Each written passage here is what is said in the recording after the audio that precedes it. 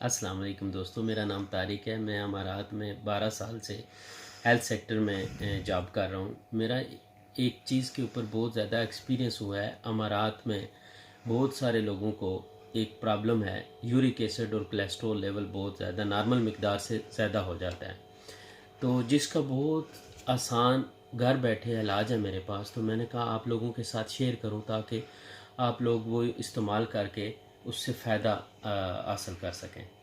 तो दोस्तों ऐसा है कि जो यूरिक एसिड है, सबसे पहले मैं आपको बताऊं कि वो क्या है। यूरिक एसिड एक ऐसा जहर है जो तकरीबन हर इंसान की जिस्म में मौजूद होता है, जिसकी नॉर्मल मकदार 3 से 7 है। जब ये मकदार नॉर्मल मकदार से ज़्यादा हो जाएगा तो ये आपके जिस्म में प्रॉब्लम्स क्रिएट करेगा, यानी मसले पैदा करेगा।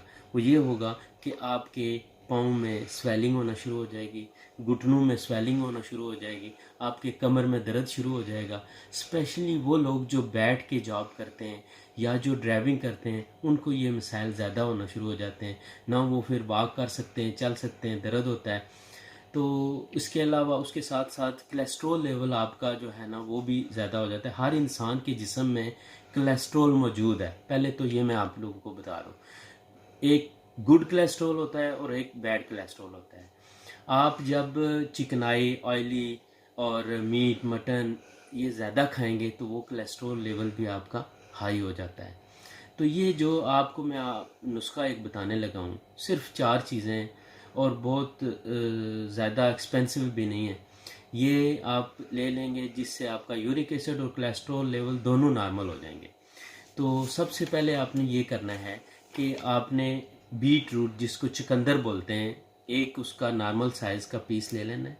उसके साथ आपने एक जिंजर का पीस ले लेना है, तकरीबन 1 इंच का पीस हो। उसके साथ आपने गार्लिक जो है वो एक उसका पीस ले लें। अगर नॉर्मल साइज़ का है तो, छोटी हैं तो 2 तुरी उसको बोलते हैं, वो ले लें। और उसके साथ आपने एक एप्पल विनीगर, तकरीबन 1 चम्मच, 1 टेबल स्पून जो है वो आपने ले लेना है, एप्पल विनीगर, जिसको सेब का सिरका बोलते हैं। इन चारों चीज़ों को आपने एक जूसर में, ब्लेंडर में डाल के 1 गिलास पानी, नॉर्मल जो घर का पानी है वो डाल के फिर उसका आप जूस बना लें।